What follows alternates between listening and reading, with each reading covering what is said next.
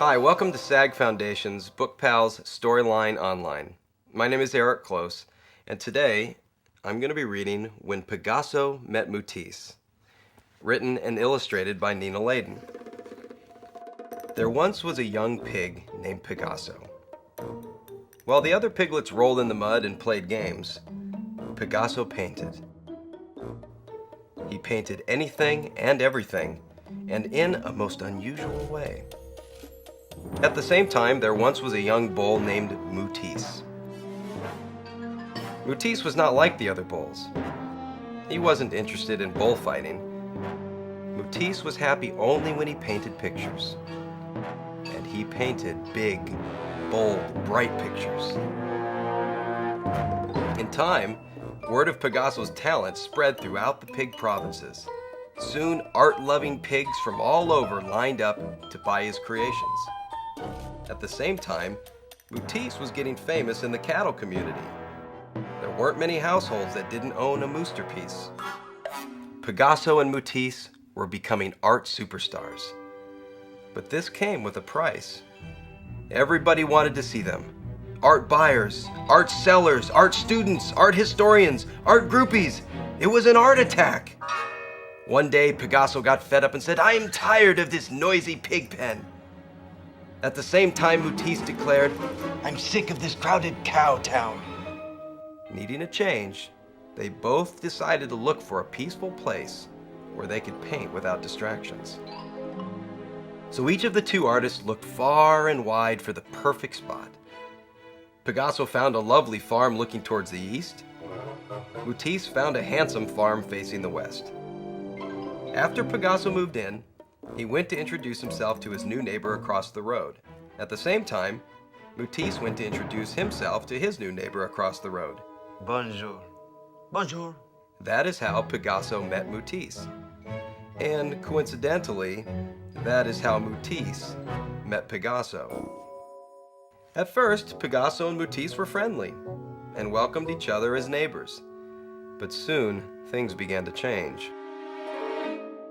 It started one day when Pigasso criticized one of Mootisse's paintings. Then Mootisse made fun of one of Pigasso's. Mootisse called Pigasso an art hog. Then Pigasso called Mootisse a mad cow. Mootisse quipped, You paint like a 2-year-old. Pigasso retorted, "You paint like a wild beast." Mootisse raged, Your colors look like mud. Pigasso spat, "Your paintings look like color by numbers." Then, things really got out of hand. It was a modern art mess. Pigasso stormed off into his house. "That Mootisse doesn't like my art," he huffed. "Well, I'll show him." And Mootisse bullied his way into his house. "I'll give that Pigasso something he can really criticize," he snorted. Then a full-scale feud erupted. But it was a most unusual battle. Armed with ladders and buckets of paint, Mootisse launched the first attack. He started at dawn. By the end of the evening, he had succeeded in transforming the outside of his house into a monster-sized moosterpiece. Not to be outdone, Pigasso fired up his paintbrushes and in full view of the enemy, counterattacked. He turned his farm into a huge and outrageous pork of art. The two artists then retreated into their houses and pulled down the shades. Pigasso certainly didn't want to look out his window and stare at a Mootisse, and Mootisse had no desire to give his rooms a view of a Pigasso.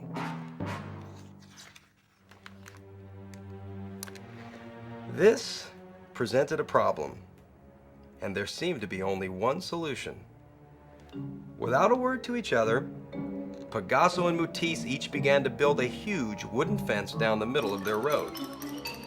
At first, Pigasso and Mootisse seemed satisfied. Both artists went back to painting by themselves, but after a while, Pigasso was surprised to find that he missed that bull-headed Mootisse. At the same time, Mootisse found his studio empty without the presence of pig-headed Pigasso. Pigasso pondered, That Mootisse isn't such a bad artist. He has some interesting ideas. Mootisse moaned. Oh, that Pigasso may not paint like me, but he knows what he is doing. However, being naturally pig-headed and bull-headed, neither artist knew how to apologize to the other. So they did what they do best. They let their paintbrushes do the talking. Pigasso painted on one side of the fence, and Mootisse painted on the other. Each worked until they were exhausted.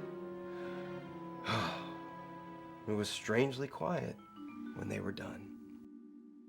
Then, curious to see what Mootisse had been doing, Pigasso sprinted around to the other side. At the same time, Mootisse galloped over to Pigasso's side. The silence was broken as the two artists began laughing at their amazing work of art. From that day on, Pigasso and Mootisse became great friends. They happily took down the fence and shared their different views.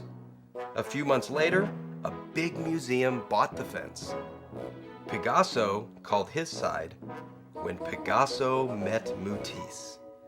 Mootisse called his side When Mootisse Met Pigasso. The critics called it incredible. Now, Picasso and Matisse weren't actually a pig and a bull. They were really two of the greatest artists of the 20th century. And if you get the chance, I really encourage you to go and check out their paintings in the museum. They are beautiful and I think you'll love them. Thanks for listening.